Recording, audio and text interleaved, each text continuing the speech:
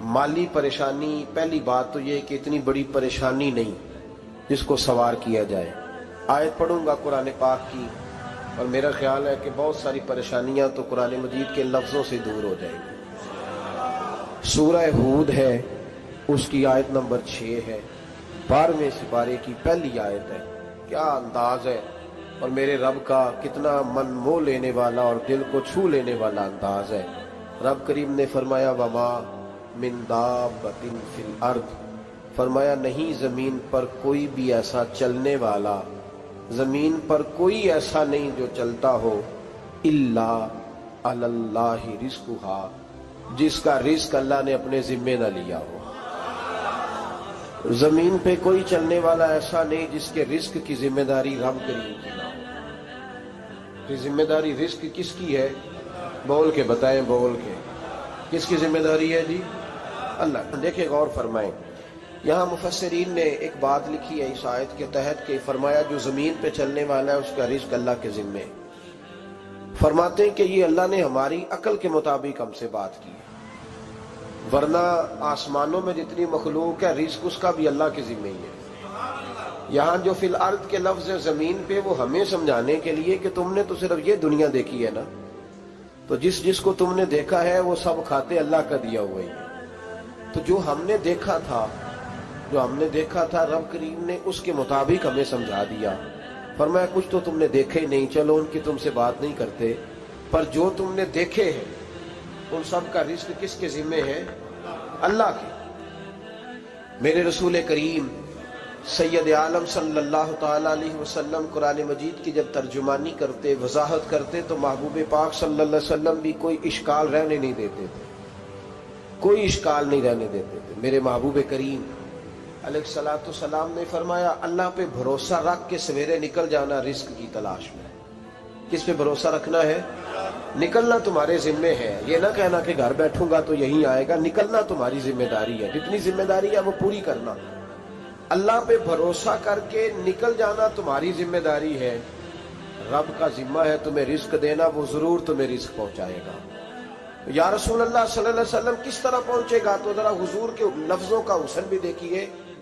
नबी पाक सल्लल्लाहु अलैहि वसल्लम ने फरमाया जिस तरह मौत तुम्हें ढूंढ लेती है ना कि तुम कहां मौजूद हो, जब वक्त आता है तो इंसान पाकिस्तान में हो तब भी आ जाता है, जद्दा में हो तब भी आ जाता है, मक्का में हो या मदीना तैयबा में, वक्त फिर भी आ जाता है। फरमाया जिस तरह मौत तुम जहां भी हो तुम तक पहुंच जाती है ना, इस तरह तुम्हारा रिस्क भी तुम जहां मौजूद होते हो अल्लाह वहां पहुंचा देता है, पहुंचा देता है। तो या रसूल अल्लाह सल्लल्लाहु अलैहि वसल्लम किस अंदाज में? तो फरमाया निकल जाना तुम्हारी जिम्मेदारी है। फरमाया सवेरे परिंदे भी निकल जाते हैं और शाम को जब लौटते हैं तो अल्लाह उन्हें पेट भर के रोजी अता फरमाता है। हालांकि उनको नहीं पता होता हमारा कारखाना कहाँ है, हमने कहाँ जाके मजदूरी करनी है। उनको नहीं पता होता कि हमारा दफ्तर कहाँ है, हमने किस ऑफिस में बैठना है। उनको नहीं पता होता कि हमने कहाँ जाके माल खरीदना है और कहाँ से हमने फिर उसको दोबारा बेचना है। उन्हें खबर नहीं होती, अल्लाह पे भरोसा करके निकल जाते हैं। निकलना तो तेरे जिम्मे है कि नहीं?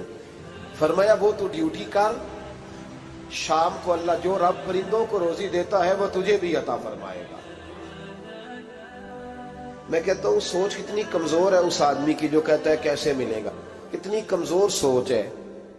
जो रब बैल को रोजी देता है, बकरी को रोजी देता है, इस जमीन इस धरती पे अगर बसने वाला ऊंट भूखा नहीं सोता, चले ये तो पालतू जानवर होते हैं, इस धरती पर बसने वाली अगर बिल्ली और कुत्ता रोटी खा के सोते हैं तो तू तो अशरफुल मखलूकात है।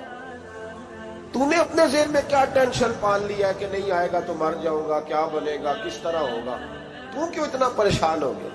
भाई माली परेशानी सबसे ज्यादा उस बंदे ने ओढ़ ली है जिसकी तवक्कुल की बात कमजोर हो गई है। तू सीधी तवज्जो अपने रब करीम की जानिब रख, सीधी तवज्जो अल्लाह की जानिब कर। रब फरमाता है जिम्मा तेरा नहीं, जिम्मा मेरा। लेकिन ना तनख्वाह एक आती है घर में, जब एक बच्चा होता है तो तब भी काम चलता है, जब अल्लाह 2 बच्चे दे दे फिर भी उस तनख्वाह से काम चलता है, जब 3 हो जाए फिर भी चलता है, जब 4 हो जाए। नहीं आप ना भी बोले तो बात तो सही है, बहरहाल काम फिर भी چلے اسی تنخواہ میں سے جب بندہ بڑے بیٹے کی شادی کر کے بہو بیاہ کے لے آئے تو پھر بھی کام چلتا ہے، اور جب اس بیٹے کو اللہ بچے عطا کر دے تو اسی گھر میں، اسی آنگن میں، اسی چھت کے نیچے کام چلتا ہے، تو پھر تو مان جانا کہ چلانے والا تو نہیں، چلانے والا کوئی اور ہے۔ پھر تو مان جا کے چلانے والا کوئی تو اس وقت جب تنخواہ تیری لگی تھی تو کہتا تھا ابا ابھی میری شادی نہ کر، میں بیوی کو کیسے کھلاؤں گا؟ تو وہی شخص ہے جس کی چھت کے نیچے پھر 1.5 درجن پوتے بھی پل رہے اور گزارا ان کا بھی ہو رہا ہے۔ تو رزق کا ذمہ کس کا ہے؟ اللہ کا ذمہ۔ اب ہمیں پتہ ہے پہلی بات تو پریشانی اس لیے اتار دینی چاہیے کہ ذمہ ہمارا ہے ہی نہیں۔ اب دوسری بات یہ کہ ذمہ داری کس کی ہے؟ اللہ حکیم بھی ہے اور علیم بھی ہے، حکیم بھی ہے اور جانتا بھی ہے اور اسے پتا بھی ہے کہ دینا کس طرح ہے۔ اب ہم پتہ کیا کہتے ہیں؟ کہتے ہیں وہ جو بندہ پجاروں میں بیٹھا ہے وہاں اسے نہیں بیٹھنا چاہیے تھا، اور میرا حق تھا۔ تجھے زیادہ پتا ہے کہ اللہ کو؟ بول کے بتانا کس کو پتہ زیادہ ہے؟ کیوں جی؟ تو آپ اصل ٹینشن پتہ کب لگتی ہے؟ جب بندے کہتے ہیں نہیں وہ پجاروں میری تھی، میرا حق تھا۔ وہ جب گزرتی ہے نا پاس سے مہران کے تو مہران والا ٹینشن بڑی لیتا ہے، حالانکہ اللہ کو زیادہ پتا ہے کہ وہ حق۔ ایک بات اپنے ذہن میں یاد رکھ لیں، رٹ لیں کہ جو میرے لیے بہتر تھا میرے رب نے مجھے دے دیا، اور بات ختم ہو گئی۔ بس وصل اچھا ہے نہ فراق اچھا ہے، یار جس حال میں رکھے وہی حال اچھا ہے۔ بس جو میرے حق میں بہتر تھا میرے رب نے مجھے، مسئلہ یہ ہے کہ تو اس پہ راضی ہونے کو تیار نہیں۔ حضرت علی کرم اللہ تعالیٰ وجہ الکریم نے میرے نبی پاک کی ایک حدیث بیان کی ہے، اور جناب علی جب یہ حدیث بیان کیا کرتے تھے تو حضرت مجاہد فرماتے ہیں یوں لگتا تھا کہ جیسے حضرت علی ہمیں ہر پریشانی سے نکال رہے ہیں۔ مولا علی شیر خدا رضی اللہ تعالیٰ عنہ فرماتے ہیں کہ مجھے میرے نبی پاک صلی اللہ علیہ وسلم نے ایک طریقہ دیا تھا ٹینشن فری ہونے کا۔ آپ فرماتے ہیں مجھے تو بڑا راس آیا ہے، تم بھی اگر کر لو گے تو تمہیں بھی فائدہ دے گا۔ کہا وہ کیا؟ حضرت علی کہنے لگے محبوب علیہ السلام نے فرمایا تھا لوگوں تم اللہ کے دیے ہوئے تھوڑے رزق پہ راضی ہو جاؤ، وہ تمہاری تھوڑی عبادت سے تم سے راضی ہو جایا کرو۔ بس تم 2 نفل بھی پڑھو گے تو اللہ راضی ہو جائے گا، تم 1 رکوع بھی سویرے اٹھ کے پڑھو گے تو وہ راضی ہو جائے گا، وہ تمہارے 313 درود شریف سے راضی ہو جائے گا، تم اس کے دیے ہوئے تھوڑے رزق سے راضی ہو جاؤ۔ ٹینشن اس لیے ہوتی ہے کہ ہم راضی نہیں جو اس نے ہمیں دیا ہے۔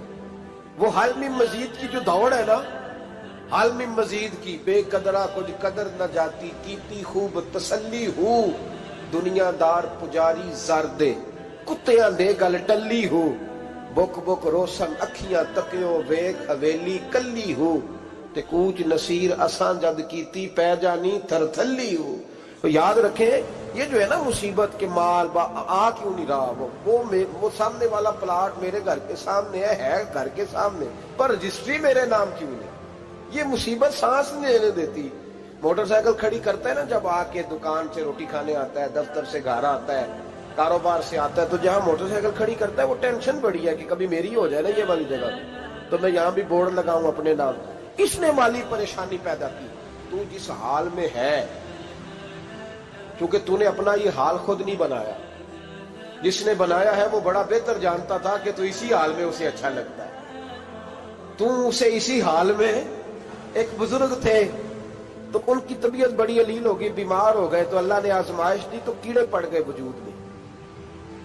ایک کیڑا یہاں سے کھا رہا تھا، اللہ والے بڑے راضی رہتے ہیں اس کی رضا پہ، تو کیڑا یہاں کھا رہا تھا تو نیچے گر گیا، تو بابا جی نے اٹھا کے پھر وہاں رکھ لیا، کہنے لگے جب اس نے تیری ڈیوٹی مجھے کھانے کی لگائی ہے تو میں اس بات پہ راضی ہوں، تو نیچے کیوں گرتا ہے؟ بس ٹھیک ہے کھا، جب اس نے تجھے ڈیوٹی جو تیری لگائی۔ سالبہ بن عبد الرحمن ایک صحابی تھے، سالبہ غالباً، نبی پاک صلی اللہ علیہ وسلم کی خدمت میں آئے، کہنے لگے یا رسول اللہ صلی اللہ علیہ وسلم غربت بڑی ہے، میرے لیے دعا کریں اللہ زیادہ مال دے۔ تو محبوب صلی اللہ علیہ وسلم نے فرمایا تو جس حال میں اچھا ہے وہ تیرے لیے بہتر ہے، اس میں تو ہے وہی حال تیرے لیے۔ مشکل ہے نا یہ جواب سننا؟ کہتے پیر صاحب فلاں جگہ سے تویز آیا، وہاں تو وارے نے آرے ہو گئے، تو آپ کے ہاں؟ تو میں کہتا ہوں یہ تویز دینے والا اگر تویز دے کے امیر بناتا ہے تو پہلے خود کیوں نہیں بنتا؟ یہ خود تو 150 کا تویز بیچ رہا ہے، اپنی بیچارے کی حالت یہ ہے۔ اگر اتنا ہی تویز اس کا چلتا ہوتا تو پہلے 5 جو پجارو اس کے دروازے پہ کھڑی ہو۔ عجیب چکر ہے اور عجیب جگہ لوگ الجھ گئے، سمجھتے ہی نہیں بات کو۔ یا رسول اللہ صلی اللہ علیہ وسلم دعا کر دے تو محبوب نے کیا فرمایا؟ فرمایا تو جس حال میں ہے نا وہ حال تیرے لیے بہتر ہے، اسی میں رہ۔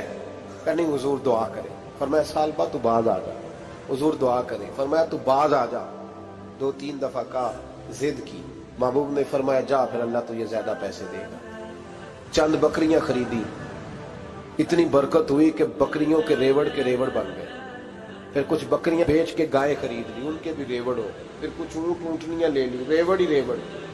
پہلے 5 وقت مسجد میں آتے تھے، اب فجر اور عشاء رہ گئی۔ پھر مال زیادہ ہوا تو مدینے شہر میں کوئی جگہ ہی نہیں، مدینے سے باہر حویلی خریدی، پھر جمعہ ہی رہ گیا۔ جمعے کے جمعے آتے، زکوٰۃ کا حکم آیا۔ میرے نبی کریم علیہ السلام نے حضرت ابو ہریرہ کو بھیجا، فرمایا جا اسے کہہ تیری زکوٰۃ بنتی ہے 2.5%۔ 10 کروڑ روپیہ ہو تو کتنی زکوٰۃ بنتی؟ بھئی 1 کروڑ کی 2.5 لاکھ ہوئی نا، تو 10 کروڑ کی کتنی ہوئی؟ تو بڑی مصیبت ہے جب بینک سے میسج آتا ہے نا کہ 25 لاکھ نکل گیا تیرے اکاؤنٹ سے، بہت بڑی مصیبت، بڑی ٹینشن ہوتی ہے۔ ایک صاحب میرے پاس آئے، ان کی زمین اچانک مہنگی ہو گئی، اچانک پہلے کچھ 15-16 لاکھ کی ایکڑ زمین تھی، پھر وہ کروڑ کی ہو گئی۔ تو میرے پاس آئے، کہنے لگے وہ 10 کروڑ روپے بنتے ہیں تو زکوٰۃ، تو میں نے کہا آپ نے کیا کیا؟ زری زمین پہ عشر آتا ہے، اس پہ زکوٰۃ نہیں آتی، تو آپ نے کیا کیا؟ کہنے لگے وہ کچھ سوسائٹی کے رول کے مطابق میں نے فائلیں وغیرہ لے لی ہیں، اب میں نا کبھی موقع آئے گا تو ان کو بیچوں گا۔ تو میں نے کہا اب تو آپ کا یہ مال ہو گیا بزنس کا، تو اب تو اس پہ زکوٰۃ آئے گی۔ 10 کروڑ پہ جب 25 لاکھ سنا تو کہنے لگے فوراً دینی پڑتی ہے کہ تھوڑی تھوڑی سے بھی کام چل جاتا ہے؟ تو میں ان کا چہرہ دیکھنے لگا، میں نے کہا نہیں وہ تو آپ کو پتہ ہے، ویسے حضرت عمر فرمایا کرتے تھے بانٹ کے نہ دو، کوشش کرو کسی ایک کو ہی دو، چلو کسی کا تو کچھ بن جائے، تو ایک کو ہی دینی چاہیے۔ کہنے لگے تو مطلب یہ ایسا ہی حکم ہے؟ میں نے کہا آپ کسی اور سے تحقیق کر لیں۔ اب یہ بھائی لیتے وقت نہیں تجھے ٹینشن ہوئی کہ 15 لاکھ کا کروڑ ہو گیا، تو اس وقت کبھی تو نے کہا کہ یا اللہ، تو یہ کیسی سوچ ہے مسلمان؟ کس طرح کا اس کا؟ ہمارے ہاں جب کسی آدمی پہ حالات خراب ہوتے ہیں نا تو سب سے پہلے وہ اس طرح کرتا ہے کہ جو میں کہیں اللہ کے رستے میں دیتا ہوں پہلے اسے بند کروں۔ جس رستے تجھے آ رہا تھا پہلے تو نے وہ رستہ بلاک کیا۔ حضرت اسماء بنت ابی بکر صدیق کہتی ہیں میں حضور کو مسجد کے لیے، ادارے کے لیے، صحابہ صفہ کے لیے کچھ دے رہی تھی، تو میں نے گننا شروع کیا تو حضور مسکرانے لگے۔ حضور مسکراتے کیوں ہیں؟ تو فرمانے لگی، محبوب فرمانے لگے اسماء اللہ کے رستے میں گن گن کے نہ دیا کر، ورنہ وہ بھی تجھے گن گن کے دے گا، تو اس کے رستے میں بے حساب دے، وہ بھی تجھے بے حساب ہی عطا فرمائے۔ لیکن پہلے یہ والا پہلے دروازہ بند کرو، یہاں سے پیسے ختم ہو رہے ہیں، تو اس طرح کرنا بھائی۔ اس دفعہ سوٹ ذرا گرمیوں والے نہ خرید، لیکن جو تو اللہ کے رستے میں دے رہا ہے اسے دیتا رہے، لیکن ہم اپنا نقصان کرتے ہیں، زیادتی کرتے ہیں اپنے ساتھ۔ میں نے آپ کو پہلے بھی بتایا تھا پیار کی بولی ہے، پھر بولتا ہوں۔ ایک بڑے بڑے پیار والے دوست ہیں، ایک دفعہ مجھے کہنے لگے کہ آپ کئی دفعہ اعلان کرتے ہیں تو مجھے اچھا نہیں لگتا، اور آپ ادارہ بھی بہت زیادہ بننے والا ہے، بڑی چیزیں میں دیکھتا ہوں جو ہوں تو بڑا نظام اچھا ہو جائے، آپ دعا کریں اللہ مجھے پیسے دے تو میں بڑے سارے خرچ کروں گا اس کے رستے میں۔ تو میں نے کہا یا اللہ اسے 10 کروڑ دے، یہ 9.5 کروڑ تیرے رستے میں دے دے گا۔ تو چپ کر گیا، جس طرح آپ نہیں کر گئے سارے، چپ کر گیا وہ بھی۔ اس نے کہا جی نہیں جی انشاءاللہ کریں گے۔ تو میں کیا پلیا جی دعا پہ ہوں دیا، ابھی تو وہ آئیں گے تو تب دیکھی جائے گی، تو یہیں اڑ گیا ہے۔ یعنی 9.5 کروڑ اللہ کے رستے میں خرچ کرنے کی دعا پہ بھی آمین کوئی نہیں کہتا کہ چلو آمین ہی کہہ دیں۔ تو میں کہا تینوں تے 50 لاکھ بچتا سی پیا، لیکن تو اس سودے پہ تیار ہے۔ جب یہ سوچ ہوتی ہے، یہ غلط سوچ ہے، یہ بات تو اگر تے مسکرانے والی، لیکن یہ سوچ صحیح نہیں۔ حضرت عثمان غنی رضی اللہ تعالیٰ عنہ کہتے ہیں جس وقت نبی پاک صلی اللہ علیہ وسلم نے اعلان کیا نا جنگ کے موقع پر کہ 800 سپاہیوں کا خرچہ چاہیے، کہتے ہیں میرے پاس 600 کا تھا۔ یہاں ایک روایت میں حضور نے 1000 کا اعلان کیا تو میرے پاس 800 کا تھا۔ جب 2-3 دفعہ نبی پاک نے اعلان کیا تو کہتے ہیں میں نے کھڑے ہو کے کہا یا رسول اللہ پورا 800 میری طرف سے۔ کہتے میں نے 200 سپاہی کا خرچہ ادھار اٹھایا لیکن پورے 2 مہینے نہیں گزرے تھے، رب کریم نے مجھے کئی گنا کر کے پیسے واپس عطا فرما دیے۔ پر بات تو یہ ہے کہ تیری وہاں لو لگی ہو، تو تجارت کرتا ہے ان لوگوں کے ساتھ جو کیا دے سکتے۔ تو سالبہ کے پاس حضور نے پیغام بھیجا، پہلے تو کہا تیرے لیے بہتر نہیں مال، جب اصرار کیا تو اب بڑی برکت ہو گئی، بڑا آیا تو فرمایا زکوٰۃ دے، 2.5% زکوٰۃ ہے۔ اب جب سوچا کہ 5 اونٹوں پہ ایک بکری جائے گی اور بڑا سارا مجھے دینا پڑے گا، اب جب غور کیا تو یہ تو نہ کہا کہ میں نہیں دیتا۔ حضرت ابو ہریرہ سے کہنے لگے نبی کریم علیہ السلام کی خدمت میں عرض کرنا کہ میں خود آؤں گا۔ حضرت ابو ہریرہ نے آ کے عرض کی یا رسول اللہ صلی اللہ تعالی علیہ وسلم، حضور وہ کہتے تھے میں خود آؤں گا، تو کہتے ہیں محبوب نے ٹھنڈی سانس لی، فرمایا اسے کہا تھا کہ تیرے لیے مال بہتر نہیں، اب ہلاک ہو گیا، ہائے افسوس ہلاک ہو گیا۔ ان کو بھی تھوڑی دیر کے بعد احساس ہوا کہ یہ میں نے کیا کیا، نبی پاک کو ہی کہہ دیا نہیں ہے، حضور کو کہہ دیا بعد میں آؤں گا۔ اب دوڑے آئے، عرض کی حضور میں سارا کچھ لے کے آئے ہوں، قبول کر لیں۔ محبوب نے فرمایا گویا بلال حبشی کی خشک کھجور بھی قبول ہے، اور صہیب رومی ایک اٹی باندھ کی لائے تو وہ بھی قبول ہے، اور عمار بن یاسر اور مصعب بن عمیر اگر 2 دینار دے جائیں اور کوئی پرانا جوڑا کسی سپاہی کے لیے چھوڑ جائے تو وہ بھی قبول ہے، لیکن تو اپنا لاکھوں لے کے چلا جا، تیرا کوئی نہیں قبول، معاف کر دیں۔ فرمایا جا معاف کیا، پر پیسے لے کے نہ آنا۔ اگلے سال پھر آئے، بندے ہوئے ہاتھ ہیں، محبوبہ میں دولت کا کیا کروں گا، آگ لگانی ہے، قبول کر لیں۔ فرمایا تو لے جا، تیرا نہیں قبول، گرا جو ان کی نگاہ سے وہ سنبھل نہیں سکتا۔ حضور نے وصال ظاہری کیا تو جناب صدیق اکبر کے پاس آئے، لاکھوں کا مال، ابو بکر قبول کر لو، تو جناب صدیق اکبر کہنے لگے اس کا کر لو جس کا نبی نے نہیں کیا، چل جا، کوئی نہیں چاہیے۔ حضرت عمر کے زمانے میں قحط پڑ گیا، بارشیں نہیں ہوتی، غلہ نہیں ملتا، حالات خراب ہے، مالی طور پہ بحران آ گیا، غربتیں، مجبوریاں، تکلیفیں، آ کے روئے، عمر میرا قبول کر لو، مجھے معافی تو مل گئی تھی نا۔ فرمایا معافی اپنی جگہ پہ، پر جس کا مصطفیٰ نے قبول نہیں کیا۔ بہت سارے لوگوں کو پتہ ہی نہیں کہ ان کا قبول ہی نہیں ہوا، اور وہ الجھے ہوئے، انہیں خبر ہی نہیں کہ اصل بات کیا ہے۔ فرمایا جس کا مصطفیٰ کریم نے قبول نہیں کیا، اب ہیرے اور جواہرات بھی لے کے آئے تو بھوکے مریں گے، پر اس کا قبول، اس بات پہ راضی رہو، اس حال میں اللہ نے رکھا ہوا ہے، اس حال میں راضی رہو۔ یہ جو مصیبت ہے نا دیکھنی کہ وہ بھی میرے پاس، تمہیں کیا پتا، کبھی پوچھ تو صحیح اس سے وہ کس مصیبت کا شکار ہے، جو مالی طور پہ بڑا امیر ہے، تو اس کی طرف دیکھ کے اپنا دل برا کرتا ہے۔ بس جس حال میں رب نے رکھا ہے اس حال میں رہ۔ حضرت عثمان غنی کے زمانے میں تو وہ وصال کر گئے، لیکن بھائی تو جس حال میں تیرا رب تجھے رکھتا ہے اس حال میں رہ، تیری مالی پریشانیاں ختم ہو جائیں۔ میں نے پہلے بھی شاید آپ کو ایک دفعہ کہا تھا، میں تعلیم سے فارغ ہوا تو میرے ایک استاد اور میرے کچھ دوست کہنے لگے افریقہ آ جائیں آپ، بھائی بہت بڑا ادارہ ہے، اس کو چلائیں، اس کو سنبھالیں۔ میری والدہ سے میں نے کہا، اس طبیعت ہوتی ہے نا انسان کی، میرا بھی دل لگ گیا۔